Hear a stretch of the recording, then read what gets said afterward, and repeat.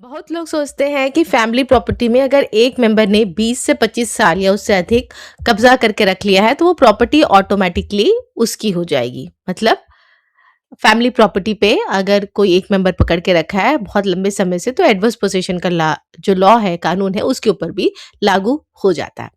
तो क्या ये बात सही है? क्या ये बात गलत है? क्या कानून कहता है और कैसे हम इस सारे प्रॉब्लम को का सॉल्यूशन क्या होता है?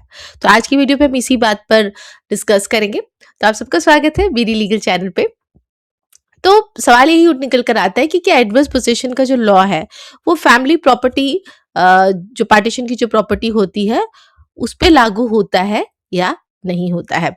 और ये सिचुएशन जो होता है ये बहुत जगह पे देखा जाता है कि एक पर्सन जो होता है बाकी लोग बाहर चले गए होते हैं और एक पर्सन जो होता है वही पूरा सारा फैमिली को वो देख रहा होता है या पूरा प्रॉपर्टी जो होता है, जमीन जो होता है उसी के कब्जे पे होता है और वो उसी को आगे बढ़ाते रहता है।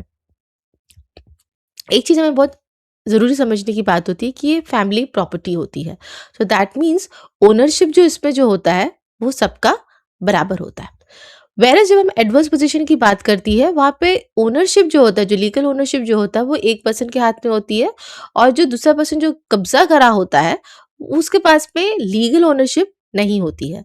ये प्रिंसिपल या ये जो कानून का जो रिक्वायरमेंट जो होती है ये फैमिली प्रॉपर्टी पे अप्लाई नहीं करती है। क्यों?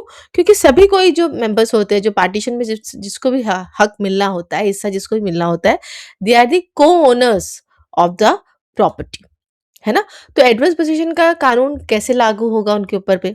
लेकिन बहुत बार लोग क्या करते हैं कि अपना नहीं किसी और का, थर्ड मेंबर का भी रखवा देते हैं उसमें, तो वहां पर एडवर्स पोजीशन का लॉ लग सकता है क्योंकि वो फैमिली पर्सन नहीं है ना। उसको शेयर तो उसमें होने वाला नहीं था, ही इज नॉट अ कोओनर। तो वहां पर एडवर्स पोजीशन का कानून लग सकता है।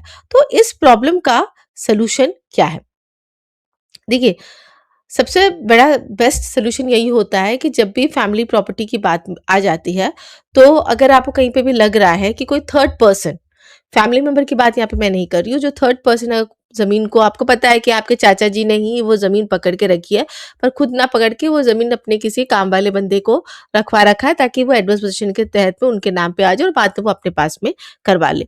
तो ऐसी स्थिति में तुरंत आपको पता चलता है, बीइंग अ को-ओनर ऑल्सो पार्टीशन नहीं भी हुई है तब भी आप उनको लीगल नोटिस देके एक ऑब्जेक्शन आपको रेज़ करना चाहिए। साथ ही साथ में कोर्ट में अपना शेयर माँगने के लिए जाना चाहिए, ये बहुत ज़रूरी होता है।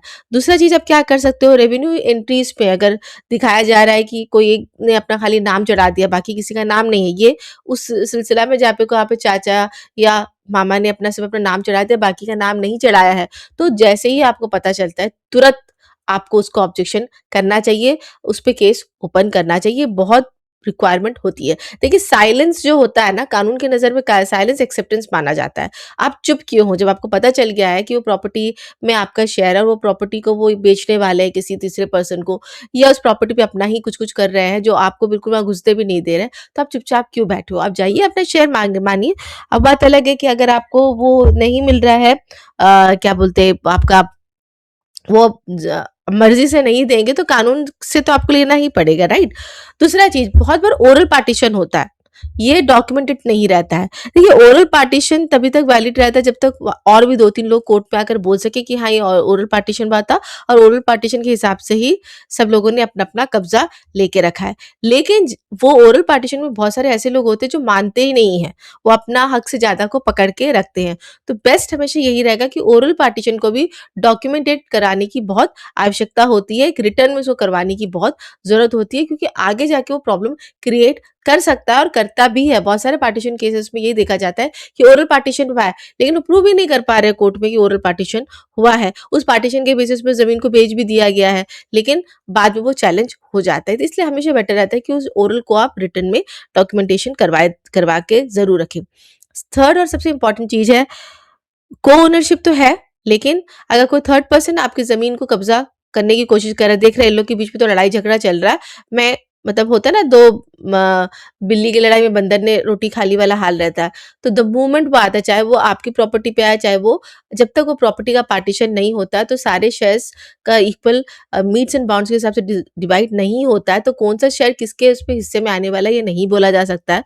तो अगर किसी दूसरे भाई की ज़मीन पे भी वो बैठा हुआ है, मतलब उनका है, सोच के रखा हुआ उनका है, फिर भी अगर वो थर्ड पर्सन बैठा हुआ है, तो वो कैसा बैठा है? वो चैलेंज करना बहुत ज़रूरी होता है, टाइमली चैलेंज उसे होना बहुत ज़रूरी रहता है, क्योंकि यही सारी चीज़ें आगे जाकर आपको बहुत हेल्प करेंगी पार्टीशन सूट पे। एंड में यही बात बोलकर करूँगी कि फैमिली प्रॉपर्टी लिटिगेशन में साइलेंस कभी भी अच्छा नहीं होता है।